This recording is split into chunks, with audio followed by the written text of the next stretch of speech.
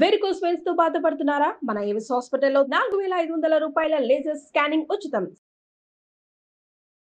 నమస్తే రమగారు. నమస్తే జయ. శరీరాన్ని ఎప్పటికప్పుడు శుద్ధి చేసుకోవాలని చెప్తూ ఉంటారు. చాలా పాయింట్స్ విన్నానండి. అయితే మీకు తెలిసిన పద్ధతులు, నియమాలు ఒకసారి చెప్పండి మాకు. అంతఃశుద్ధి, బాహ్య శుద్ధి అని 2 రకాలు. ఎక్స్పెక్ట్ చేశాను రమగారు, అందుకనే మీకు తెలుసురా అని అడిగాను. చెప్పండి. బాహ్య శుద్ధి అంటే శరీరం బయట భాగాలు చక్కగా శుభ్రం చేసుకోవటం, ఎప్పటికప్పుడు గోళ్ళు కట్ చేసుకోవటం మొదటిది. ఇంత పొడుగు పిశాచాలాగా పెంచుకుంటారు. ఓకే. ఎవరెవరికి పిశాచపు గోళ్ళు ఉన్నాయో వాళ్ళందరూ కట్ చేసుకోవాలి.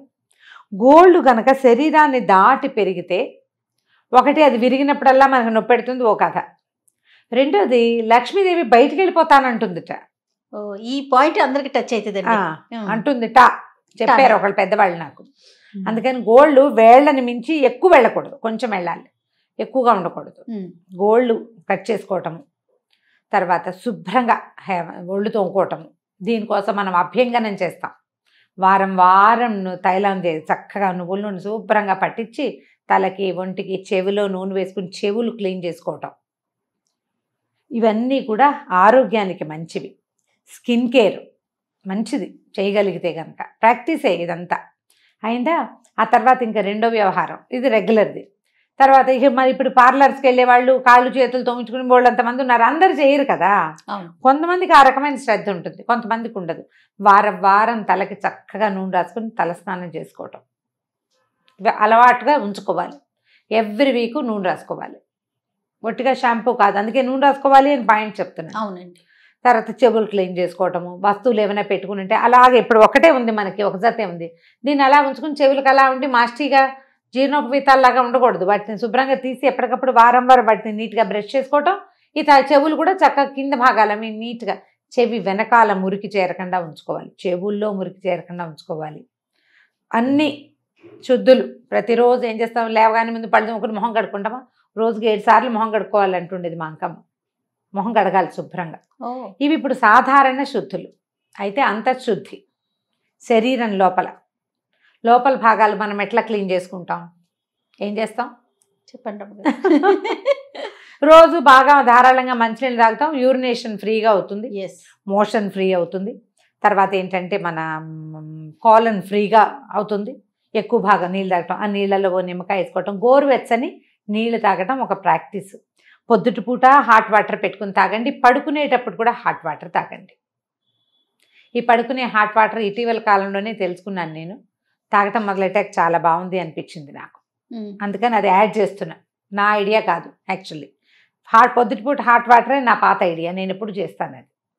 ఈ 2 ఇది ఎవరు చెప్పినా ఇవే, వాళ్ళు ఎవరివో చెప్పామనుకోవద్దు, ఎవరికైనా ఒకటే మార్గాలు. అక్కడి నుంచి 3 నెలలకి 2 నెలలకి ఒకసారైనా ఒకటి పర్జెటివ్ ఏదైనా వేసుకోవడం. అంటే మోషన్ ఫ్రీగా అవ్వడానికి, లూజ్ మోషన్స్ అయిపోవాలి, పొట్ట క్లీన్ అయిపోవాలి, విరేచన క్రియ అంటారు. మా పెద్దబాబు శంఖ ప్రక్షాళనం చేస్తుండేవాడు. ఉప్పు నీళ్ళు తాగటం, పొట్ట మొత్తం క్లీన్ అయిపోవాలి, పోలంలో ఎక్కడ లోపల భాగంలో ఏమి మలం ఉండకూడదు. క్లీన్ అయితే స్కిన్ చాలా బాగుంటుంది. అందరికీ మోషన్ ఫ్రీగా అవ్వదు రెగ్యులర్గా. అవునండి. సో ఎవరెవరికి కాదు మోషన్ ఫ్రీగా అయ్యే వాళ్ళు కూడా 3 నెలలకు ఒక్కసారైనా సరే ఫ్రీ మోషన్ అయ్యేందుకు ఏదైనా వాడుకోవటము. ఆయుర్వేద విధానాలు చాలా ఉన్నాయి. విధానాలు మీ ఆయుర్వేద వైద్యుల్ని కానీ ఫ్రెండ్ ఇంగ్లీష్ డాక్టర్ని అడిగి కూడా వేసుకోవచ్చు, తీసుకోవటం. తర్వాత బాగా చెమట పట్టించడం. ఎక్కువ చెమట పడితే ఒంట్లో ఉన్న మలినాలు బయటకు వచ్చేస్తాయి. బాగా నీళ్లు తాగటం, తర్వాత ఎక్సర్సైజ్ చేయటం. ఇది వరకు శ్రీలేఖ అని ఒక నావెల్ చాలా రోజులైంది కానీ చదివి, అందులో ఖారవేలుడు అని ఒక రాజు గురించి చెప్తారు. ఆయన 2 సార్లు నువ్వుల నూనె తాగి ఆ నూనె అంతా స్వేద రూపంలో బయటకు వచ్చేదాకా గుర్రపు స్వారీ చేసేవాడని. రోజు తాగేవాట ఆయన నూనె. ఆ నావెల్లో చెప్తారనమాట. ఖచ్చితంగా అదొకటి రాయబడి ఉందన్నమాట. ఇదివరకు ఏం చేసేవాళ్ళంటే, ఇప్పుడు ఒంటి మీద నూనె రాసుకుంటే నూనె బాగా నలుగు వచ్చేదాకా ఎక్కువసేపు నానటం, నలుగు పెట్టడం బాగా. వీటితో చూడు మొత్తానికి క్లీన్ అయిపోయింది కదా. పొట్ట లోపల భాగాలు క్లీన్ చేసుకుంటే నీళ్ళు ఎక్కువ తాగితే కిడ్నీలు క్లీన్ అవుతాయి. తర్వాత ఏమో మోషన్ ఫ్రీ చేసుకుంటే ఇది. ఆ తర్వాత అప్పుడప్పుడు వామిటింగ్ కూడా చేయాలని చెప్తారు.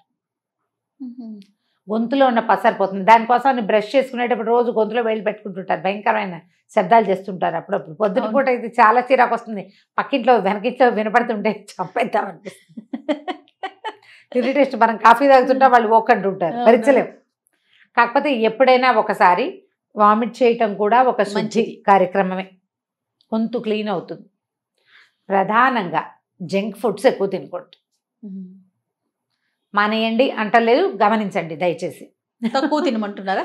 ఎప్పుడైనా తినండి, ఎప్పుడైనా ఫ్రై తినండి, ఎప్పుడైనా ఏదైనా సరదాగా లేదా అవసరమైనప్పుడు బయటకు వెళ్ళినప్పుడు బయట తినాల్సే వస్తే ఇక చేయగలిగేది ఏం లేదు. మర్నాడు కొంచెం పాటించండి ఆహారంలో నియమం. మర్నాడు లైట్ ఫుడ్ తీసుకోండి. నిన్నటి దాన్ని ఒంట్లో ఉందనివ్వండి, ఉండకనివ్వకుండా మొత్తం అది బయటకు వెళ్ళిపోయేలాగా క్లీన్ చేసేలాగా చేసుకోవాలి. ఇలాంటి పద్ధతులు కనుక పాటిస్తే దీనికోసం మనం ఏం చేయాలి, ఎక్కువగా డైటరీ ఫైబర్ ఉన్న ఫుడ్ తీసుకోవాలి. ఫైబరస్ ఉన్న చిక్కుళ్ళు అలాంటివి ఎక్కువ తింటాం, పచ్చి కూరలు తింటాం, తర్వాత ఏమో బాగా ఫైబర్ ఉన్నటువంటి పళ్ళు తింటాం.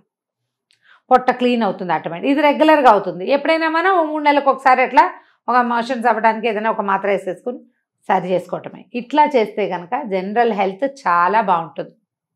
స్కిన్ బాగుపడుతుంది, కంటి చూపు మెరుగవుతుంది, జుట్టు బాగుంటుంది. వీటితో పాటుగా అంత శుద్ధి, శరీర అవయవాల శుద్ధి కాకుండా బ్రెయిన్ని క్లియర్ చేసుకోండి. ఎట్లా బ్రెయిన్ క్లీన్ చేయాలి, భలే కష్టం కదా. చాలా కష్టం అండి. పాత పాత కోపాలు, పాత అయిష్టాలు, ఎప్పటివో చిన్నప్పుడు ఒక మంట, బాబాయ్ మీదో, మేనత్త మీదో, మేనత్త పిల్లల మీదో, పక్కింటి వాళ్ళ మీదో, అమ్మ మీదో, నాన్న మీదో, మన మీదేనో ఏవో ఉంటాయి. ఎక్కడైనా చెప్పేసి క్లియర్ చేసేయండి వాటిని. వాళ్ళకి చెప్పేయమంటారా? ఎవరో ఒకళ్ళకి చెప్పండి, నేను దొరుకుతా కదా. ఎవరో ఒకళ్ళకి చెప్పుకోండి. అయితే నాకు కొంచెం టైం తక్కువ, కొంతమంది చెప్పుకోవాలని ఉంది అని చెప్తున్నారు, కానీ నాకు చెప్పుకోవటం కొంచెం అంత సమయం ఇవ్వలేని అనిపిస్తుంది. నాకు అడిగే వాళ్ళు ఎక్కువ ఉన్నారు, చెప్పుకునే వాళ్ళు కూడా ఉంటున్నారు మధ్య మధ్యలో. కష్టం చెప్పుకోవాలి. అయితే ఇదేంటంటే ఈ కష్టం చెప్పుకుంటూనే ఉండకూడదు, చెప్పుకుని వదిలేయాలి. అది అప్పుడు బ్రెయిన్లో ఆ బ్లాక్ ఏదైతే ఉందో అది క్లియర్ అయిపోతుంది. వదిలేయటానికి సిద్ధపడితేనే చెప్పుకోవాలి Ramma garu. Yes, correct. This is valid point. చాలా బాగా చెప్పావు జయ. నువ్వు కూడా నాలాగా చెప్పచ్చు ఇంకా. Oh super.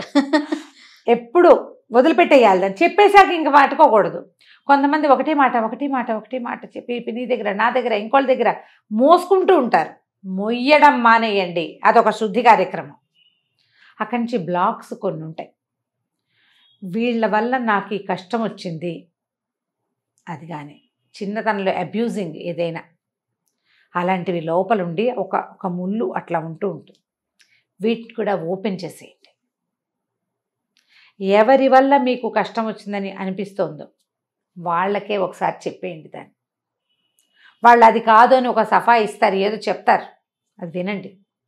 వాళ్ళకి చెప్పేశాక సగం కాదు దెప్పి తీరిపోతుంది. వదిలేసేయండి. వదిలేయటం, ఫర్గివ్నెస్, వదిలిపెట్టేసేయటం, క్షమించేసేయటం అంటే ఏమిటి? ఓసారి నువ్వు అడిగావు, నువ్వు ఇలా చేసావు అలా చేసావు, తర్వాత ఇంకా మానేయాలి. అది వదిలిపెట్టడం. నువ్వు అడగటం కాదు వదిలిపెట్టేయటం అంటే, అడిగి మానేయటం. మళ్ళీ ఆలోచించుకోండి, బుర్రలోంచి ఆ బూజుని దులిపేసుకోండి. అనుమానాలు, భయాలు, తొందరపాటుగా మాట్లాడ్డాలు, వీటిని తగ్గించేసేయండి. అది మిమ్మల్ని శుద్ధి చేస్తుంది. బ్రెయిన్ని భర్తల మీద, భార్యల మీద ఇష్టాలు, అనుమానాలు, కోపతాపాలు అమ్మల మీద, నాన్నల మీద, అందరి మీద ఉంటాయి. ప్రపంచం మీదే ఉంటుంది. ప్రశ్నించటం ఎంతసేపు, కోపాలు ఉంటాయి. వీటిని వదిలిపెట్టేస్తే బ్రహ్మాండంగా శుద్ధి అవుతారు. మనం ముందు చెప్పినట్టుగా శరీరాన్ని శుద్ధి చేసుకోవడం ప్రాక్టీస్ చేయండి. ఈ రెండోసారి చెప్పినట్టుగా రెండో విషయంలో ఉన్న దాన్ని మొదలు పెట్టండి. స్టార్ట్ చేస్తే మొదలవుతుంది, ఇంకా ఆ తర్వాత ఇంకేముండదు. దీనికి మనం ప్రాణాయామాలు కూడా చాలా తోడవుతాయి శుద్ధి కార్యక్రమానికి. తప్పకుండా ఇది ఒక ప్రాక్టీస్ చేయండి. తరచుగా మంచి గాలి వచ్చే చోట కూర్చోండి, అక్కడికి వెళ్ళండి, నడవండి, అక్కడికి ఆటోమేటిక్గా సెట్ అవుతుంది. నమస్తే రమ్మ. నమస్తే జయ.